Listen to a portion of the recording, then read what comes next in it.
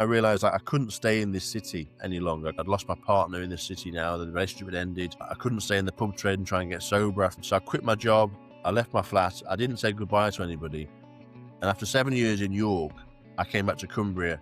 But it was only really at this point that I really started to, I think, embrace what was on my doorstep more. Welcome to Mad Influence, a podcast about the power of influence and what happens when people choose to use it for good. I'm Helen Saul, and after a decade in marketing, I've seen how influence can be used for good, bad, and everything in between.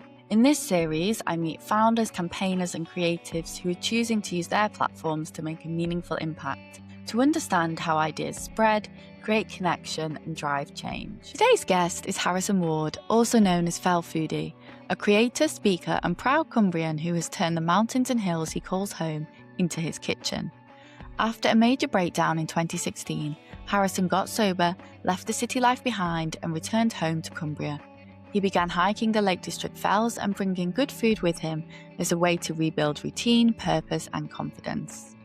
What started as packed lunches soon evolved into cooking restaurant-quality meals in the hills, and then into a platform that has resonated with tens of thousands of people. By sharing food and places, and by being open about his experiences of mental health, alcohol, and recovery, Harrison has helped make the outdoors feel more accessible, restorative, and human. Since then, he's cooked alongside Mary Berry, published a recipe book, worked with major outdoor brands, and spoken to organisations, festivals, and schools, all while staying grounded.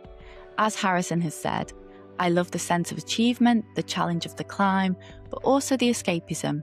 I consider the mountains as key to my newfound contentment."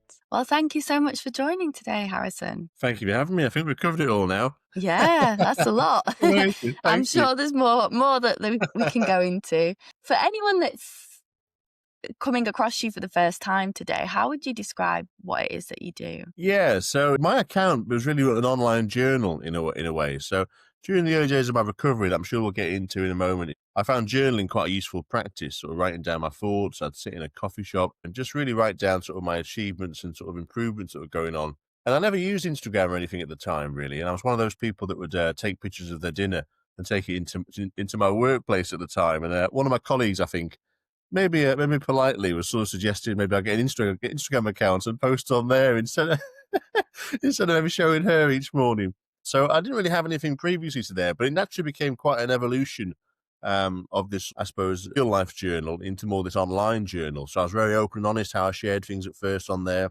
what I was doing, but it was all very anonymous and perhaps maybe still hiding slightly behind a little bit of a mask of this major turnaround I was going through. It was quite a big different path in my life that I was on. But that sort of naturally evolved into sort of sharing the love of sort of the hills, the fells, particularly in the Lake District where I was from, and equally the food that you mentioned there sort of in the introduction. So I always loved my cooking from quite a young age, cooking my grandmother sort of in her kitchen and various bits there, and picking up different cuisines and ingredients from different areas, experimenting. So when it came to in the hills, I wasn't someone that ever really liked that sort of convenience culture of maybe picking a meal deal up from the shops. So for me, the food was quite a big part too, and that really elevated the day for me there. So I began sort of cooking sort of maybe leftovers for the night before or things specially for the little hikes, and started calling myself the Fell Foodie online, just merging those two passions of the hills and the food. And it's really sort of blown from there. So these days, again, as you said, I'm best known for taking a camping stove into the hills and trying to cook sort of really food that maybe you wouldn't normally see on a mountaintop or on a camp stove. And really the challenge aspect is something I enjoy, but also I appreciate the sort of the novelty and the quirkiness. It's kind of, the joke's not lost on me there, I think sometimes. I like the fact that it's a bit slapstick and a bit going, well, why would you do that on top of a hill? But I just enjoy the fact that it's like, well, why not? I like that aspect. It slows me down in nature a little bit, spending the time at the top and finding a bit of time to bring something together and slowly build that dish. And also, I think seeing that food and the views has maybe sparked a bit of love from other people as well. So that's what I'm sort of best known for these days, as well as sort of sharing my own personal story, as you mentioned there, to various sort of corporates, festivals, things. I'm a very open speaker on both my mental health, sort of suicidal ideation and subsequent alcoholism from that side of things too. So yeah, a bizarre organic journey so far. Yeah, plenty to get into there. Just when you were kind of talking then about kind of almost like the humorous side of like bringing all this equipment to the hills, and it made me think a bit. I actually got your cookbook I saw in the introduction you talked about when you first were going out and you were just making packed lunches and things, people were kind of joking with you and saying, oh, you know, you might as well bring a stove up here. And then you thought, well, why don't I? And I thought it's interesting that you said it's actually not about being the most simple, because a lot of people would think, okay, I'm going outside, you know, I want to pack light. But for you, it is really about that enjoyment of the experience and everything that you get with it. Yeah, exactly. And I think just having that different medium to maybe sort of enjoy and spend more time in nature in a different way. I'm not the sort of person that finds it easy to sort of sit on the bench at the top of the hill maybe or near the trig point and just look at the view for hours and just get all zen. I kind of, my mind's going a little bit there and things a bit here and there. So having something quite busy with my hands, I think allows me to sort of spend time in that way. And I find cooking quite a mindful practice anyway. I know some people it's probably a horrendously stressful practice, but for me, I kind of quite enjoy that setting. So I think I'm all about really um, just trying to show that there's a lot more possible sort of when you're out sort of camping, when you're on the hill, if you're going for, a nice walk. It doesn't have to be something that's just very basic. And now I think we've got such a maybe sort of falling attitude with sort of food in terms of the convenience culture that goes with it. A lot of the time it's about picking things up that are quick now and speedy all the time. And really, I think going back to those where the food comes from, that sort of seasonality, something fresh, something you've spent the time to make. And I love the fact that food sharing between different people as well. I think it's a real gift, giving that sort of thing there, real sign of sort of appreciation through that sort of thing. So just making a nice, maybe even stew at home, packing it into a food flask, having that in your rucksack and just eating that somewhere in the outdoors, really where we're designed to be, I think is a really nice sort of full sort of metaphor. But thank you very much for getting my book. That's very kind. Again, I should have sent a copy through to you. But Oh, not at all. No, we're no. quite sort of short on sort of organisation here this week, weren't we? So quite quick and going. But that's great. But as I will say on there, don't feel as if you have to go and cook everything on a hillside out there. They will Yeah. work just as well in your home if you choose to. Yeah. Well, I was going to say, I actually also did a couple of your recipes in the summer from your Instagram page. And I went camping with my boyfriend, and he has a stove, but he'd never before cooked anything that resembled a proper meal on his stove. And he was just amazed that we were sat outside eating really nice food. And I think it really transformed the whole camping experience. So thank you for that as Well, there well. we go. That's in a nutshell, isn't it? That's exactly how it makes me feel. So that's Yeah. perfect to hear. Yeah. And I wanted to ask you a bit about that feeling. And, you know, you talked about connecting with people, with nature, and there clearly is a real link between outdoors, cooking, mental health. I know that's something that you talk about. And I wondered if you could go into that a bit more in terms of how the things tie in together and your own personal experiences of how you found that it can really improve or support people's mental health. Yeah, I think for me, it's a really environment that I think that we're just designed to be in, full stop, I think. So a lot of things these days we're sort of compounded, aren't we, into sort of routines perhaps that are busy, quite stressful, getting bombarded with various sort of advertisements, lots of notifications on our phones, or lots of people, having access to us 24/7. I mean, undoubtedly it sort of sets off a bit of those sort of stress receptors. But I think going into the outdoors, it's a very different setting. You're not seeing sort of the cars whizzing by and bits out there, or, waiting for the next train to come and rushing on with everybody else. It's just a real moment of tranquility and sort of serenity out there. There's always a space to sort of find out there. And undoubtedly, everyone that's out and about,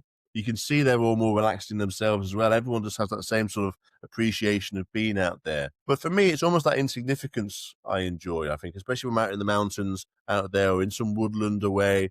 It can just be you in that spot sometimes. And your mind just seems to get really clear, really sort of calm, and just sort of almost shuts off a little bit into that into that setting. So the insignificance, I think, it puts a lot of problems into perspective halfway out there. The fact that you are just this small little almost dot wandering through these sort of mountains, really, and a lot of things that are maybe worrying you that are quite menial day to day just seem to sort of dissipate out in those hills.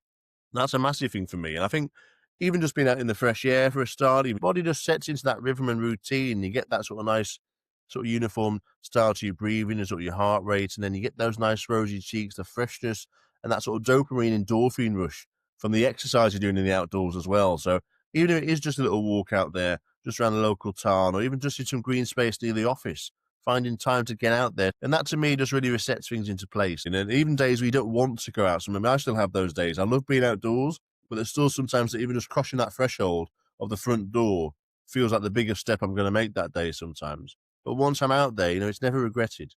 Really, really sort of value it to being out there and really sort of put things in perspective whenever I Yeah. head out. Yeah. Something that I found interesting was that obviously in a lot of things that I found about you online, you describe yourself as a proud Cumbrian, someone that grew up in Cumbria. And yeah, it sounds like it was only when you were older and returned that you really kind of fell in love with the fells, with the mountains, the hills. And I wondered, was there a specific moment that you can attribute to when you thought, this is something that's really important to me? Oh, yeah, 100%. Looking back, there's an element of sort of complacency. The fact that you grew up in this sort of beautiful area with this sort of accessibility on your doorstep and sort of took it for granted. And again, for those that haven't been to sort of Cumbria, it's very sort of open green space, nice little mountain range. Again, the Lake District is famous for there's a real sort of little sort of chocolate cottage type sort of villages and little spots in there, and serene sort of lakes. And so wonderful sort of spot to visit to, and they're sort of called the Jewel of England for good reason at times. But it didn't really sing to me when I was younger. I was still going outdoors. I did my cycling. I played a lot of sports outdoors and things, but didn't really ever embrace going for a walk. It seemed quite boring. Why do I want to do that? Just go up and come down again. And I remember sort of being in the car with my dad a few times when he'd come and pick us up. And he'd be looking out the window going, look at those views, look at those hills out there. And I'd be sort of like, well, they're just hills, Dad. I'm not bothered really. But moving away to sort of York again, I found myself in my teenage years struggling quite a lot with my mental health, quite overnight really. Something that I went from going from this quite happy-go-lucky character to someone that, was having these moments of thoughts of not really knowing my purpose and where I was in life and where I wanted to go going forward, and was just quite insecure and quite demotivated on various fronts. And just really not wanting to be here at times really, and didn't really know why this was happening. Didn't have the influx, I guess, now of people speaking about this online and sports people and film stars talking about their mental health. So I didn't really know what it was, to be honest. And I think the last thing I wanted to do at the time was sort of try and bring maybe friends and family down with sort of my stories of woe, really, as it felt at the time. So it's something that I really sort of buried and just kept to myself. And subsequently, I worked quite a lot of hospitality. I worked in sort of pubs and bars, sort of behind the scenes in my early years. And that was really sort of quite a momental change, that sort of rite of passage and that sort of cultural path that we have in sort of Britain here, where it's very much, having a few beers at the pub with some friends. I found that being in the pub was quite a nice community feel. I liked the fact that it was quite people that from different areas, meeting people from different walks of life. But also I was enjoying the fact that having a drink and having a beer was kind of shutting off some of those darker thoughts I was having internally. And that was something that, initially, I guess tolerance was very low. So it was a couple of beers and probably stumbling home and starting again. As things naturally built a bit, I was starting to use this quite medicinally, I think, as a tool that was helping my poor mental health. So I went to university in York. University, of course, like all these other things, it's very much quite a alcohol-fueled initial environment where you're meeting new people. I was drinking more sort of earlier and earlier throughout the day. I ballooned in weight. I put about sort of 6 stone on in sort of city. I was now drinking in excess of 20 pints a day at my worst, and I'd taken up sort of smoking. My mental health at this point was only really plummeting further. So it was something that I didn't see a problem with sort of the attitude I had towards drinking stuff at the time. And it wasn't really seen from the outside much other than the fact that this was quite a broad-shouldered young chap who was maybe going out and enjoying a bit too much of a drink, but not to the extent of thinking this was problematic. But for internally, I think it became something that no longer was it shutting off those thoughts as much now. It was becoming just more of another poison to my arsenal, another sort of crutch I was leaning on. And it took a long while really for change, but having really a major breakdown in 2016, the end of a relationship. I'd gone out and I acted unfaithfully to this partner under the influence at the time, and it really sort of, for me, really broke down who I'd become and who I was at this moment. I felt as if I wasn't this person. I felt as I was an honest person. I was a loyal person. I was someone that put people before myself. Yet I was acting in the opposite way. I never wanted to be a burden on anybody else. And that was always the reason why I kept this sort of quiet. But unknowingly, the way I was acting, it was deeply affecting those around me who were close to me. Both this sort of girlfriend we'd been together for a few years at the time, and family and friends were starting to get quite estranged and sort of even offering ultimatums. I wasn't an aggressive individual, but I was certainly an unreliable individual, putting drink ahead of everything else at this time. So I couldn't have been further away from those fells at this moment. But it was 6th of June, 2016. My life just literally just fell from beneath me. Sort of the foundations just collapsed. And I came to terms with the fact I was an alcoholic. I was highly functioning in the pub trade, but was really day to day just constantly drinking my life to oblivion each day. That was kind of how I existed, just keeping myself on ice almost. I didn't really want to be here. I didn't really want to exist, but I was kind of keeping myself present under this sort of sedation. And quite quickly, I realized I couldn't stay in this city any longer. It was kind of somewhere that I'd lost my partner in this city now. The relationship had ended. I couldn't stay in the pub trade and try and get sober, I felt. So I tried to leave that. So I quit my job. I left my flat. I didn't say goodbye to anybody. And after 7 years in York, I came back to Cumbria. And for the first time in my life, I just put my hands up really and just sort of on my personal Facebook page and just said, I'm going through some bits here as if I needed to come back. I need to leave the city. I suppose explaining why I just disappeared in a way, because I had let other people down. I mean, even in the workplace side of things, I was manager of this establishment at the time and I just went. It wasn't, I wasn't serving my notice and things, which wasn't my sort of etiquette and things at the time and not how I behaved since then. But it was just so dramatic, I guess, and so needed as well for me at the time that didn't feel as if there was another option. But it was only really at this point that I really started to, I think, embrace what was on my doorstep more. It was initially taking my old bike back out the shed and doing a little loop around the green space near where my mum's house was. And a friend turned on my doorstep one day, because again, friends were a huge part of this. I mean, the support that I got back from sharing those difficulties, instrumental to why I'm talking to you today really about this. And one friend turned to my doorstep and said, right, we're going to go for a hike today, mate. And I was like, you what? We're going to go for a hike. And I'd never really been in these hills before. I'd never been out. And so I didn't really have any equipment either and stuff out there. I think I had some old boots I'd worn on a residential at school, maybe. Didn't fit anymore, maybe. So I just put on my hat to hand. I think it was a summer's day, so I put an old pair of shorts on and sort of a scabby jumper and some trainers that you'd probably see in the bowling alley more than on a hillside. I think the amount of grip they had. And my friend just looked at me and said, you can't go like that, mate. I mean, so I don't have anything else.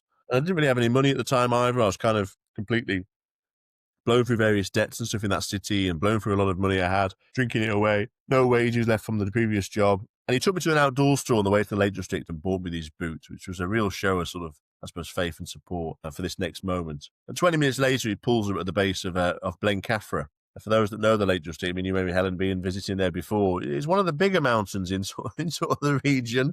And I'm sort of looking up suddenly at this hillside of a guy that's just thrown his last pack of cigarettes in the bin, still going through all that sort of withdrawal from alcohol, going through all these kind of pounding headaches and sort of shakes and cold sweats and, really sort of pining for my ex in sort of York as well and quite overweight. Again, all of this really wasn't sort of the optimum sort of fitness sort of state for someone going up this hillside. But there we were, and putting one foot in front of the other. I was literally staring at my feet the whole way up, I think, and absolutely blowing out my proverbial heading up this hillside before eventually reaching this sort of summit circle. I mean, God knows how long it took us. There wasn't any selfies on the way up or checking my Strava then, that's for sure. It was just getting it over with while my legs burned away. But that was really my first sort of introduction back into these fells before that love really began to ignite and finding the appreciation for them.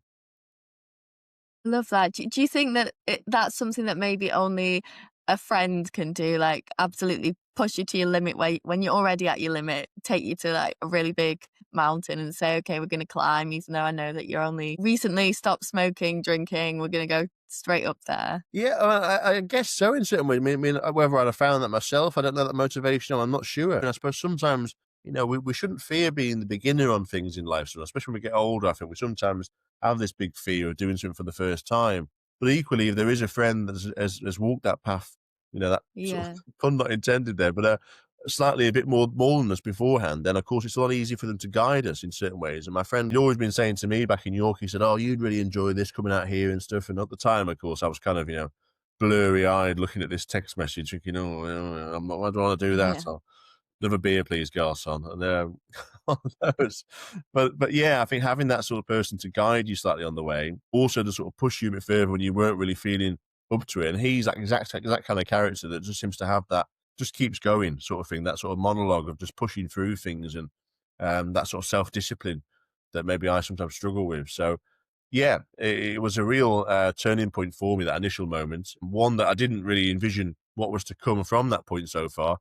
But it was all a very, very sort of hazy time where I was just trying to really rebuild myself, trying to right my wrongs, try to be the person I felt I could be, and ultimately try to apologize for sort of changed behavior for my previous actions. So this at the time was only 2 weeks into that initial journey of change. So it was just each day I was still trying to really get to midnight sober, but without even having a chance to take a breath on the top of Blencathra that day, that friend just looked at me and said, right, we're going to do Helvellyn next week, mate. So this is week 3 of that Yeah. sort of sobriety. Turned up at Helvellyn and once again just marching up this hillside, legs on fire, sort of, gasping for breath on the way up. But reaching the top of that hill that day, looking out on those views, sort of that Red Tarn, in sort of the little dip there, the Striding Edge sort of snaking out, and the other red Swirl Edge and the Pennines in the distance. It was looking out to that vista really did spark something in me, and it sort of continued that Yeah. path from that moment. So It is funny how often your attitude changes as you get older. I actually went to university in Lancaster, and I'm ashamed to say, whilst I was there, I think I went out walking in the lakes like maybe twice in 4 years, which is terrible. And then after I left, in more recent years, have just gained this like love of hiking. And I'm not sure what caused the transition, but I think sometimes it is like moving away from a place. You then want what you can't have, or you then start to miss it, and you kind of get in a bit of an affinity to home, something like that. But yeah, I also I noticed you shared some really personal things there. So I wanted to say thank you for that. And I wondered if part of it is because you are really open about these experiences, is it, wanting to be either an example or someone like you when you were younger could have identified with or seen, or here's someone who's been through some difficult things, and also there's another side to it where you're now in a position where you're able to talk about mental health and the things that the outdoors has done for you. I think more the second one of those two. I think it's even myself. I'm not someone that really looks up to anybody in particular or has an icon or a hero.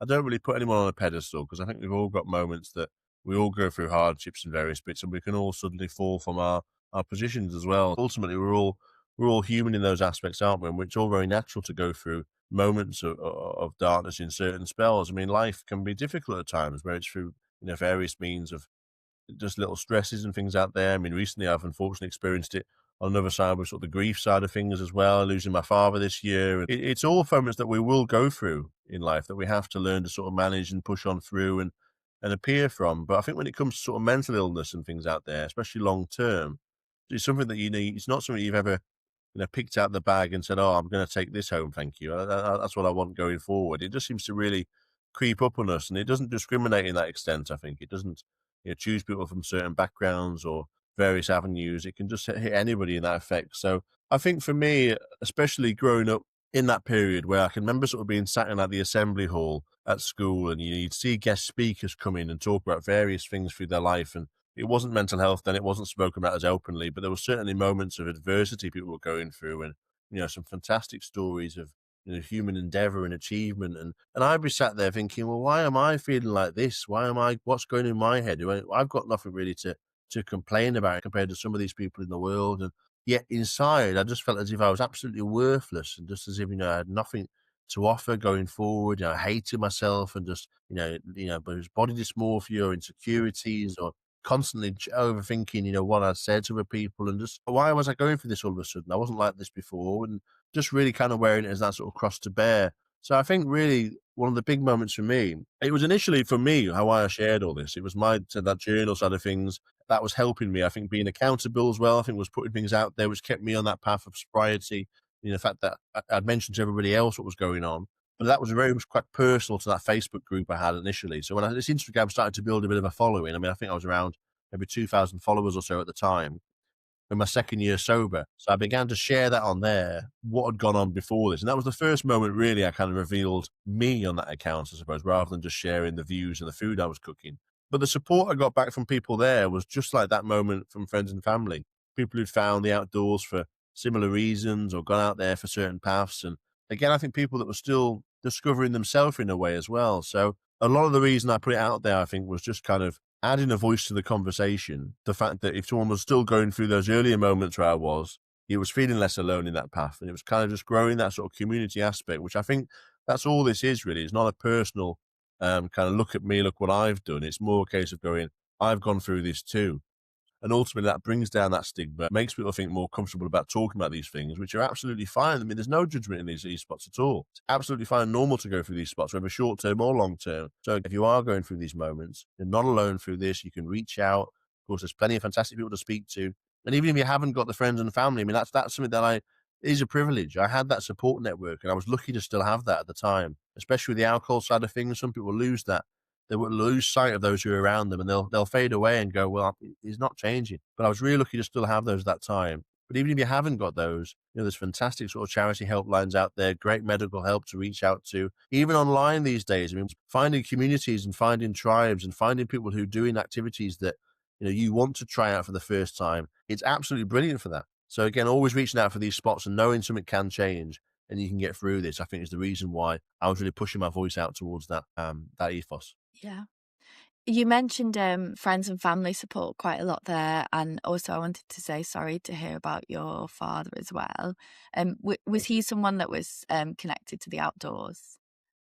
So yeah, yes and no, really. I mean, my family not hugely outdoorsy. My dad was in the RAF for quite a spell, so he naturally had various bits that he would um, find himself in outdoor environments. He liked his walking to a certain extent, but wasn't really a cyclist, wasn't really, wasn't a hiker. And he's sort of going through his house clearing now, but did find some images of him actually on the hills in the Lake District, which I didn't really know he'd done that much walking. I mean, I'd taken it with one fell at the time and later in life, but yeah, I hadn't really heard much of him saying. I think he'd not really remembered where they were, and even looking back to how the Lake District and even how hiking's changed in the UK, I suppose it was very much a different um, activity for those to go on. You had those who were quite sort of diehard ramblers who would head out there and stuff and read the bits and find the knowledge. Whereas now you're looking at the people that have been introduced to it, especially in sort of COVID and lockdown, all walks of life finding the accessibility to head out there and finding the benefits, the appreciation for it. Yeah, but I think it goes to show that it is an activity that anybody can pick up, and that's one of the things that's so important about it, that there aren't barriers really. Okay, yeah, it's probably useful to have some good hiking boots, maybe a good waterproof, but of all the activities in the world, it's one that is relatively inexpensive, which I think is really important. And on that note, Helen, as well, it's very easy, I think, to sort of, especially where I've sort of grown and where I'm based now, to get complacent in the fact that, I'm very lucky what I've got on my doorstep where I am. But, for Yeah. those who are maybe listening that is sort of, might be a city centre in sort of Manchester, Birmingham, London, it could be like, well, that's all well and good, mate, but the mountains aren't on my doorstep for me. But there's always some great green space. I mean, there's some fantastic parks in the cities in this country, great sort of lake areas and stuff, some woodland to go to. Those who live by the coast, I mean, some brilliant coastal walks. And you forget sort of the amount of elevation that goes on to the coastal paths here. I mean, it's like walking a mountain some days, Yeah, walking up and down the coast paths. So really just finding green space close to you. It can be anywhere. It doesn't have to be up in these, fantastic mountains in Scotland. Starting somewhere else, and if you're enjoying that aspect, then of course maybe planning to go further afield as it comes to. But as you touched upon that accessibility point, the most accessible thing you can do is finding that what's closest to home. yeah. No, that makes a lot of sense. And I think it's that kind of advice that I think really resonates with a lot of people. It feels easy to understand, accessible, and to the point where you have grown your platform to the scale it is. And I wondered, out of everything that's happened in, the last few years since you started talking about these topics, is there one opportunity that's kind of felt the most unexpected, or something that's come about? Yeah, I suppose where to start on that one, really. I guess I think anything since maybe 2019 has been kind of unexpected, to be honest. But it's yeah, none of this was ever really planned for me. It was in terms of both even the journey I've been on personally, but certainly since setting the Instagram account up and sharing it online there. I mean, from being sort of first asked by sort of a local newspaper to sort of share that story further. Once I'd shared it on that second year sober, 2018. Again, like a friend reached out who actually I used to serve in the pub back when I was 18, but he worked for the local ITV station in Cumbria. And he said, "Oh, would you share this on camera?" I was going, "Well, I've never spoken about this before. I wouldn't have shared this in the mirror at one point." And you're going, "Right, okay, well, in for a penny, in for a pound, I Yeah. suppose. Why not?" So I went and did that, and I shared openly and honestly on camera there, then led on to randomly getting a call out of the blue to go on the television as he touched him with Mary Berry there, which again was an absolute, at first thinking, well, how have you got this number at first?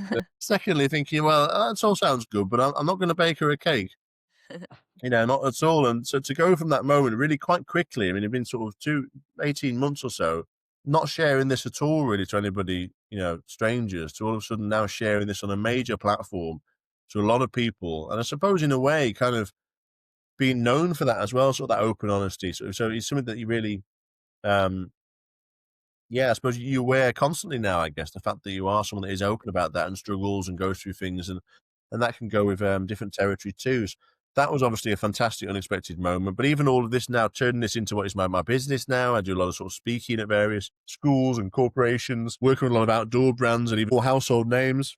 Absolutely bizarre. None of this is expected at all. And I think really that's sort of the power of sort of social media and that these days. But at the root of all my stuff, I think is still that sort of open honesty and being out there. And I think just trying to really be quite not painting over the cracks anyway. Sometimes I think trying to tell it how it is. If things don't go well, or sometimes I'm in these rooms and the imposter syndrome is really flaring up. I'm thinking, well, why am I in this room for this event? Or why are I suddenly meeting these people? Or I'm still very nervous going on the stage and bits out there. It just definitely gets easier in time, but it's sometimes from the outside it maybe looks as if it's like, oh, that's it. It's just naturally going into these paths.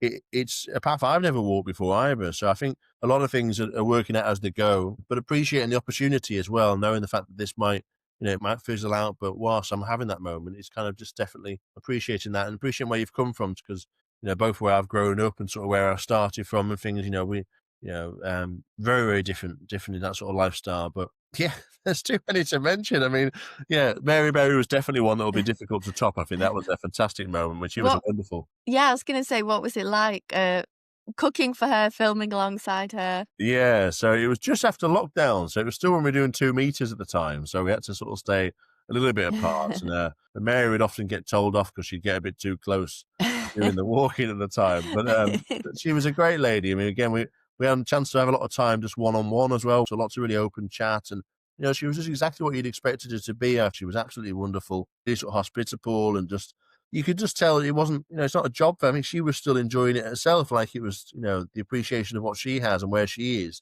And she mentioned loving the Lake District, loving walking. We're not doing as much now, obviously, with sort of scheduling with her age. I mean, she was 86 at the time and she's turned 90 recently. But just a really, really sort of special day, all in all. And but cooking her a cake again, I was cooking for her anyway, but I wasn't going to cook her a cake. I never cooked a cake on a camping stove before. Um, but I bought this bit of equipment that kind of works on top of the stove, that works like a bit of a convection oven.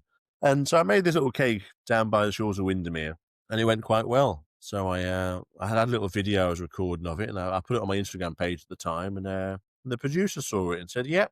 So I know we've mentioned 2 dishes on the day, but we're going to scrap one of those dishes now. We'd like that cake you made on the day. I'm thinking, oh no, I'm already a bit nervous about going on and sharing the story and hoping it goes okay. And hoping the cooking goes okay too, Yeah. because of course, it's one thing cooking for yourself or your friends and for your social media, but now all of a sudden, if something goes wrong, it's all there filmed and in its glory. So you're thinking this could be it. And I think on the day, the crew were all sort of saying, "Oh, this might not turn out very well, mate. You might turn out a pile of slop, and you might never work again after this." And I'm going, "Yeah, cheers."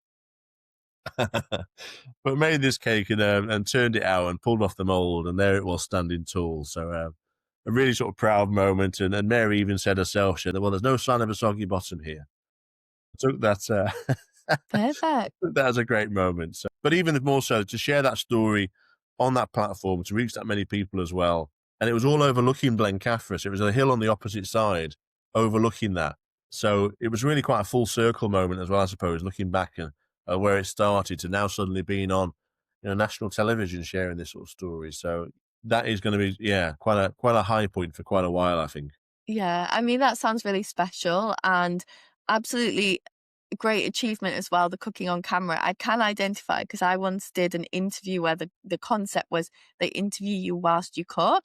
Yeah. And it was so stressful because you're trying to it's very hard to do the thing with your hands whilst also answering the questions. So yeah, I know it's obviously your profession, but it's still very impressive. And so we've talked about loads today, and I'm just wondering, is there one specific thing that you are especially proud of in terms of the impact it's had or the influence that you've had on other people that you wanted to call out? Again, a hard one to say. Um, I mean, I suppose in a way these days, I mean, my sort of primary job title, where most of my income comes from, is through speaking, and that typically gets noted as sort of being a motivational speaker or being an inspirational speaker. But those terms don't always sit quite right with me, really, because I feel as if it's not my place to say that I am motivational or I am inspirational. So that's quite a difficult one to really pinpoint and say um, what it would be. I mean, personally, I think I'm definitely my sobriety. I'm definitely most proud of. I'm over 9 years sober now from those initial days. Not a drop since that moment in 2016. that was really something that was just taking over my life in all fronts. And I think leaving that behind has enabled all of this to be really possible for me. I'm not someone that's, I'm not a preacher in that extent. I'm not someone that says, everyone shouldn't drink. But for me, it was a problem for me. And for other people, they can enjoy a drink or two, and that's great and brilliant. And happy days, knock yourself out in certain extents. And I've got no problem being around that sort of setting either. I know some people would not want to be even around that. And that's, again, just knowing what your boundaries are. But yeah, for me, that personal moment has enabled all of this, both in the personal life and in sort of what has become the career path now. I think if any of these moments I was drinking, they just wouldn't be possible at all. And I have had some wonderful messages over the years from people that, have found sobriety themselves, or, have reached out for mental health, where they're almost like thanking you for sort of saying the thing. And I'm always a case of going, well, it's not me to thank here, because I've not done anything. They've done the work in the extent, I might have been someone that's been a little extra addition to the arsenal they've been picking up. But even like when I went on my journey, it was kind of, it was having those friends, it was seeking medical support, it was listening to podcasts, it was listening to YouTube clips of people who've done similar. It was all of this thing together that was all pushing on towards. And then there was the likes of the journaling, there was the exercise spells, I was looking at what I was eating more and trying to ingest sort of healthier stuff, because again, what I was putting in my body, if I was putting loads of fast food and drink and loads of sweets all the time, it was no wonder I wasn't feeling very well. It didn't take a big equation to work that out. So any of these moments where it comes back with sort of like personal gratitude, like it might be a small element or might have sparked something, but there's a far bigger sort of world that's gone on to that point of change. So it very much is a personal change, but I'll continue to share and hope people find their moments of change as well. And for me, I think it's just showcasing the fact that it's possible, that change is possible. I think showing the fact that you'll be able to go through that. It's not always easy either. This is never a linear path. It's never a case of, right, I've turned it all around now. This is it now. I'm marched up the hillside for the rest of my life. Not at all. In recent years, I think I found spells which I've struggled through as well. And certainly in terms of my weight, been something I've been sort of battling with in the fitness wise of things. But you understand, I think, and give yourself a bit more leeway for certain spots. And life is peaks and troughs, but I think it's learning how to manage those better. And whilst before there were massive mountains and big old sort of crevasses, it's more like little peaks and little valleys now, as I manage it a lot better. But there's still ups and downs, and that is life in that extent. Yeah. Not really answered your question there, Helen, but no, I think you have. I think you've answered it very I've well. got through it. And you've kind of answered the question I was going to ask. So normally when we get towards the end, I like to ask, given that the title of the podcast is Mad Influence, if there's a specific either person or thing that has influenced the guest. But I think in your case, I'm getting a strong sense of that you don't like to call out, specific role models or put people on a pedestal. And actually, while there are things like, friends, community, podcasts, etc., that really help you along the way, it's also really important to retain this sense of personal achievement as well, because it's something that you've got to be able to do from within you, as well as obviously having good support networks. Is that a right interpretation of? Yeah, and I don't think that comes from a point, hopefully not either, a point of sort of ego or anything, not a case of, I don't need to look up to anybody because I'm doing this myself. Yeah. But I think it's hopefully more of a stoic sort of example of things, really, and going the fact that, I'm not too special. Like, people have walked this path before. I'm just walking it after them. People will walk it again. And I think that, some of the circles, I've been lucky to be in, I suppose, in years recently, sometimes there's a lot of self-importance in a room, and people that, really sort of, quite walk as if they're sort of all high and mighty. Obviously, not everyone. There's some fantastic people as well. But I just don't really understand that, because I'm kind of going, well, you put us in certain environments and we're all exactly the same and stripped back, or ultimately later in life, we'll all end up in the same place as well. So, yeah, I'm not really one for that. Again, things like legacy and stuff as well don't really sit with me. I'm not someone that wants to build a legacy, because I think that comes from sometimes a place of, well, why do they want to remember just you? Like, I think putting your voice into a bigger movement sometimes, I think is more power in that extent, sort of power in numbers, as opposed to that thing, and knowing the fact that, yeah, you've done one thing, but someone else can do it as well. And that trying to encourage that is more where I sit. I think that's a really fair answer. As we're sort of getting towards the end, I wanted to ask, is there anything that you would have liked to have talked about today that we haven't covered yet? No, I think we've covered quite a lot of the chronological life of Harrison Ford, I think. So plenty in there to the extent. I suppose I'll always say, in terms of what I speak about of the outdoor cooking side as well, again, I'm more than happy to sort of be reached out to various bits and speak about that further. If anyone's got any questions of their own after listening to this episode, but for myself, I think it's even what's to come in the future. I take things very much one step at a time, really. I don't sort of one day at a time. I don't plan too far ahead. I'm just traipsing my path and sort of sharing that as it goes. And again, completely privileged in some opportunities I've had along the way. That really, you question, well, why are you in this room, or why have you come to this sort of spot and things? But long may that sort of continue in certain spells. But even if it doesn't, I think I'll still be out there walking the hillside. I'll still be out there cooking various bits myself, because that is the life that I've found and built and love, and know it gives me a good feeling inside as well. So yeah, I don't think I've really anything else to touch upon at this particular moment. But yeah, I think we've covered it all, really, Helen. Thank you. Excellent. Well, one thing we haven't covered, what recipe should I start with? So I'm pescatarian, but I notice there's a lot of vegetarian friendly recipes in your Yeah. book. Which one should I start first? Yeah, so my girlfriend is vegetarian here too, so I'm quite used to cooking nice vegetarian bits. But first dish to go with, it's difficult to pinpoint one down, isn't it? There's a reason I've chose 85 for the book. I mean, I always say if you're looking for a challenge, the aubergine katsu is probably the hardest dish in the book, I'd say. Maybe not the hardest to do at home, but definitely the hardest on a camping stove, I think, because there's quite a few different components, different sort of styles, and lots of pan juggling. But that's a really delicious sort of dish in the end there. But the aubergine works really nicely, I think, with that sort of nice, lightly sort of flavoured curry sort of coconut. Yeah. And then, yeah, so a nice sort of sticky rice through that as well, and the sort of crisp, sort of shallow fried aubergine bits. Yeah, that's a really nice dish. So, yeah, I think if you start there, you've hit Start at the top, the like you did pinnacle with your first. mountains. That's it. That's it. If you do that one okay, then you'll just be able to sort of do the others no bother at all. Perfect. Great. Fabulous. Thank you. I'll let you know. I'll send you a picture once I've cooked Do. That'd be it. great to hear. I've got a question, slightly selfish question for myself, but it's quite funny timing that we're having this podcast, because I've actually just accepted a job for a mountain outdoors company. So I wanted to ask, as someone that spends all their time outdoors and all your time like influencing people, talking about the outdoors, have you got any advice for me in my new role, where I will be in charge of a marketing team talking about the outdoors and mountains? Just thought I'd ask whilst you're here. Yeah, well, it's an interesting one, I guess. I mean, I think you can sometimes find that things are aimed perhaps at those who are already established in the outdoors and already there achieving certain things, or even those who are highly advanced, who are doing a lot of sort of big alpine expeditions and big mountains. But as you touched upon the accessibility point, I think that's where I'm sort of aiming at here, because I think in all of this, sometimes it's nice to have new bits of kit and new brands and new boots, but the best kit is the kit you've got at times as well. So I think if you're pushing certain spots, it's trying to maybe promote the fact that if you're going to buy this jacket, this is going to open up a different level of world. So you buy these boots, but also the fact that this could last you as well. It's not a case you haven't going to replace this in a year's time or something. If you look after this sort of product, I think that's a big part too. I know this is difficult in terms of the capitalism side of things. No, it works. They have a sustainable, I think they repair the clothes for you. Amazing. So we can work with this. You've narrowed it down a little bit now. I've got a few brands in my mind now.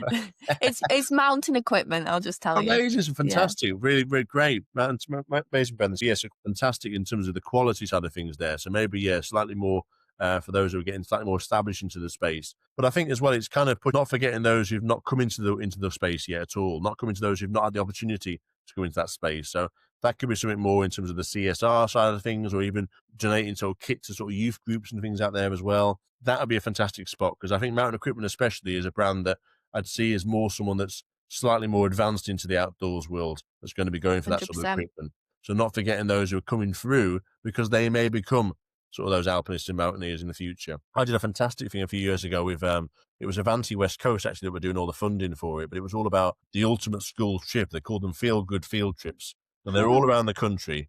And it was going to things like music studios, and sort of, I think they went to the Guardian newspaper and wrote an article and things. They went down to museums.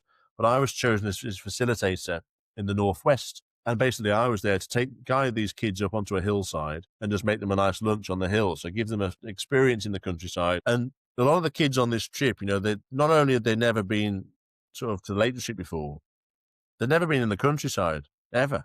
They all came from inner city schools. It was all kind of lower incomes and things out there as well. And again, choosing where we were going, I was very conscious of the fact that I didn't want to choose an area that needed big old proper boots and things out there, because whilst it's always recommended for boots and good waterproof, these kids didn't have the means at times. So It was a little hill, really panoramic views of sort of the lake and Windermere below. So it was a really humbling experience, I think, seeing kids out there that really were looking at sort of cows in the field and going, "Is that a horse, sir?"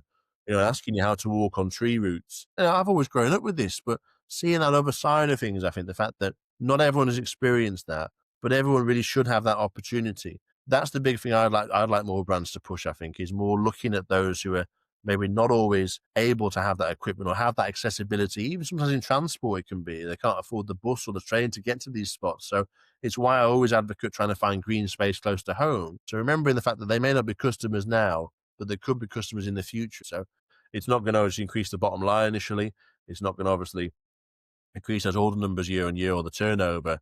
But as part of that mission, even if that's sort of, those who are purchasing, it's going back slightly to maybe more disadvantaged groups and allowing people to have the chance is where I'd look to sort of market there and sharing those stories as well. I mean, that's a big thing to market to. Social media is great for that now. Seeing those stories of people out in the first time, and the fact that that brand's made that possible, that's maybe a great angle. Yeah, amazing. Thank you. I should have consulted you before my interview. Fantastic stuff. Thank you so much. It's been such a pleasure talking with you today. I've really, really enjoyed it. And you, Helena, thank you for offering this up and arranging it, and also good luck for the future as well. It seems like a lot of change ahead. Yeah. Thank you. Thank you for listening to Mad Influence. This is the part of the episode where podcasters tend to ask you to subscribe and most people don't bother, but I would really appreciate it if you could do, because it sends a signal to the platforms to say that the content is good, more people get to see it, and we get to grow the podcast and invite more guests on in the future. So if you could press follow or subscribe on whatever platform you're listening to or watching this podcast, I would really appreciate it.